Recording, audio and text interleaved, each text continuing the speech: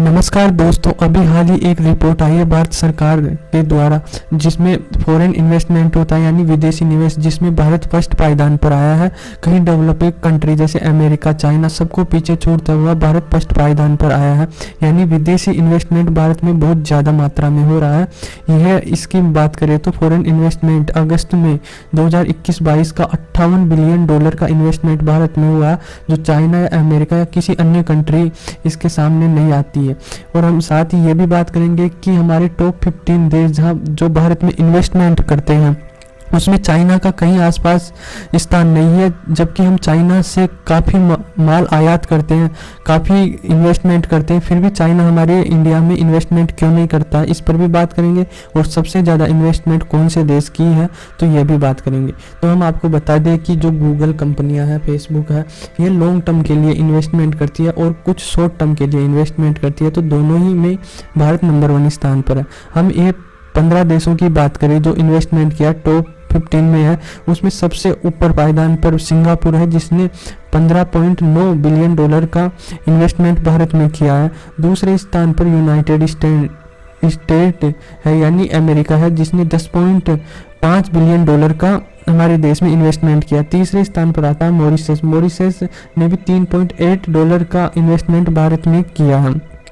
यह मॉरिशस का एक बैंक है, केमल आइसलैंड बैंक, इसके द्वारा इन्वेस्टमेंट करता है, क्योंकि यह बैंक में टैक्स बिल्कुल कम लगता है। जो कहीं भी किसी भी देश में करते हैं इन्वेस्टमेंट तो उसमें टैक्स की मात्रा बहुत कम होती है, तो इसके द्वारा यहाँ पर इन्वेस्टमेंट किया जाता है। और विदेशी लोग भी इस बैंक के जरिए ही किसी भी देश में करते हैं, वहाँ पर ये इन्वेस्टमेंट करते हैं। सिंगापुर 21-22 में ही नहीं, ये पहले भी काफ़ी ज़्यादा इन्वेस्टमेंट करता था भारत में।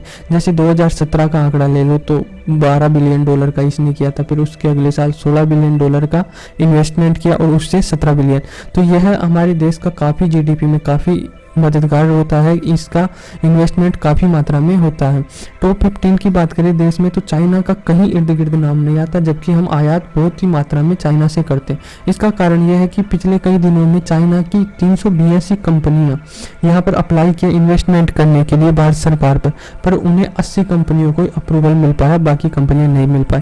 इसके पीछे कारण यह है कि भारत सरकार के कहीं रीजन या कहीं प्रोसेस से गुजरना पड़ता है, कहीं शर्तें भारत सरकार की होती है, उनको मानने पर भारत सरकार ने अप्रूवल देती है। ऐसा नहीं है कि चाइना में टेंट उठाया और भारत में गाड़ दिया, वहीं से कंपनी स्टार्ट हो गई, ऐसे नहीं है। यह कहीं प्रोसेस है और कहीं भारत सरकार की उससे गुजरना पड़ता है। हाल ही का एग्जांपल ले तो टेस्ला की कंपनी थी, टेस्ला ने भारत सरकार ने मना कर दिया।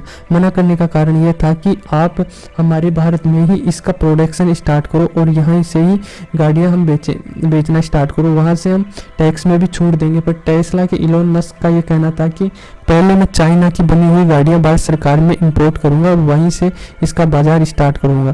पर इंडिया की सरकार ने मना कर दिया कि ऐसा नहीं है, हमारे देश में ही इसका पूरा वो होगा बनाई का काम, क्योंकि यहाँ पर रोजगार भी मिलेगा और हमारा एम्प्लॉयमेंट भी बढ़ेगा। तो इस कारण हमारी भारत सरकार ने टेस्ला को मना कर दिया।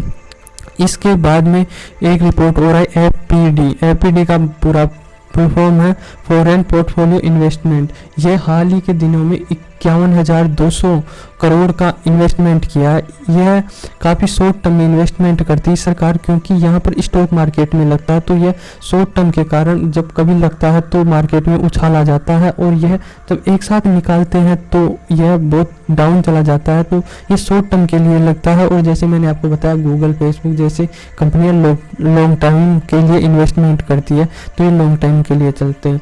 हाल ही की में एक रिपोर्ट में यह भी बताया गया कि जो 20 महीने का कंपैरिजन करें तो अगस्त के महीने में सबसे ज़्यादा उछाल आया है और सबसे ज़्यादा इन्वेस्टमेंट किया है।